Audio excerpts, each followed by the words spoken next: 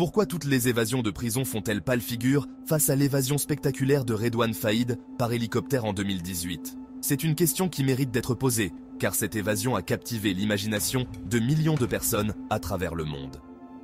Redouane Faïd, un criminel notoire en France, a réussi à orchestrer une évasion digne des plus grands films d'action. Mais comment a-t-il fait?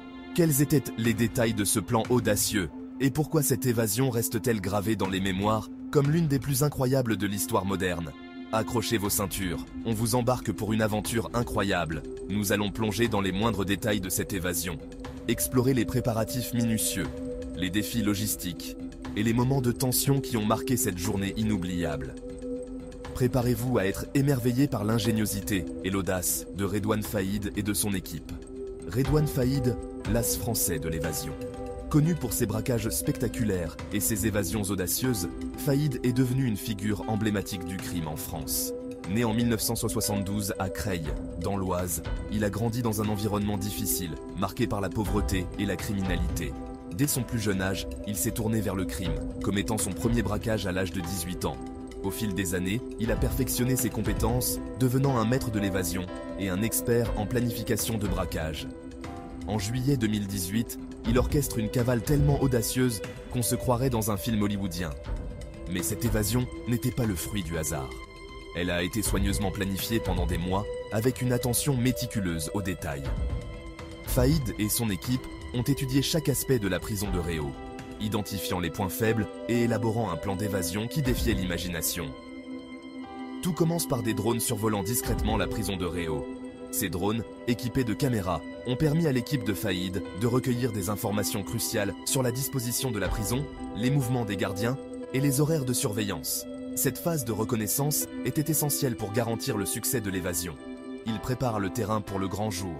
L'équipe de Faïd a rassemblé un arsenal d'équipements, y compris des armes, des explosifs et des outils de découpe. Chaque membre de l'équipe avait un rôle spécifique à jouer, et ils ont répété le plan à plusieurs reprises pour s'assurer que tout se déroulerait sans accroc. La coordination et la précision étaient essentielles pour réussir une évasion de cette envergure. Le 1er juillet, le plan de Faïd prend son envol, au sens propre du terme. Aux premières lueurs de l'aube, un hélicoptère décolle d'un aérodrome situé à quelques kilomètres de la prison.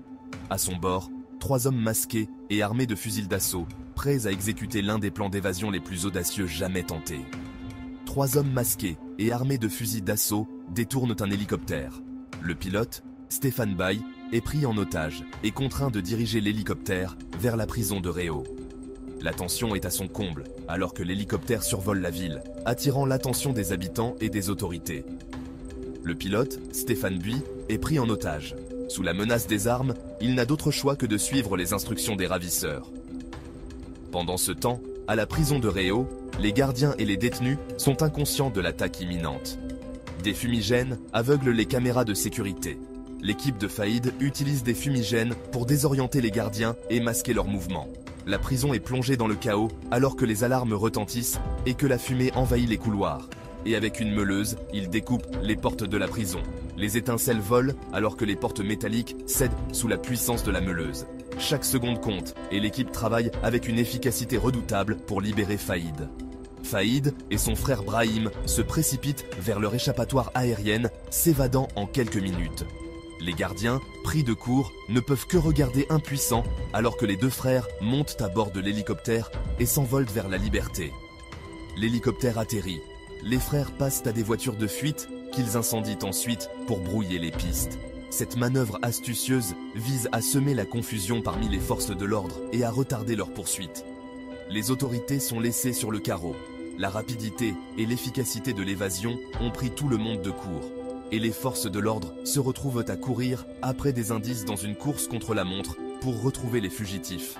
Pendant 3 mois, Faïd joue un jeu de cache-cache à haut risque avec la police française. Utilisant une série de déguisements et de fausses identités, il parvient à échapper à la capture, se déplaçant constamment pour éviter d'être repéré.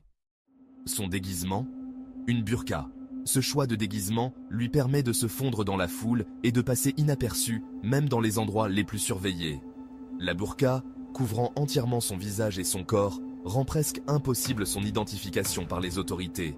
La chasse prend fin en octobre, dans sa ville natale, Creil. Après des mois de traque, la police parvient enfin à localiser Faïd grâce à une série de pistes et de témoignages. L'arrestation se déroule sans incident majeur, mais marque la fin d'une cavale qui aura tenu en haleine toute la France. Le charisme de Faïd n'a pas suffi à lui éviter une prolongation de 14 ans de sa peine. Malgré son audace et son ingéniosité, la justice finit par rattraper Faïd et il est condamné à une peine supplémentaire pour son évasion spectaculaire. Son héritage ? Une série d'évasions qui semble trop folle pour être vraie. Redouane Faïd restera dans les annales comme l'un des criminels les plus audacieux et les plus ingénieux de l'histoire moderne, inspirant à la fois fascination et crainte. Et pourtant, elles le sont. Chaque évasion, chaque braquage, chaque plan audacieux témoigne de l'esprit indomptable de Faïd et de sa capacité à défier les attentes et à repousser les limites de ce qui est possible. Et elle nous rappelle que parfois, la réalité dépasse la fiction. Les exploits de Redouane Faïd sont la preuve vivante que, dans le monde du crime, la réalité peut être plus incroyable que n'importe quel scénario de film. Son histoire continue de captiver et de fasciner, laissant une empreinte indélébile dans l'imaginaire collectif.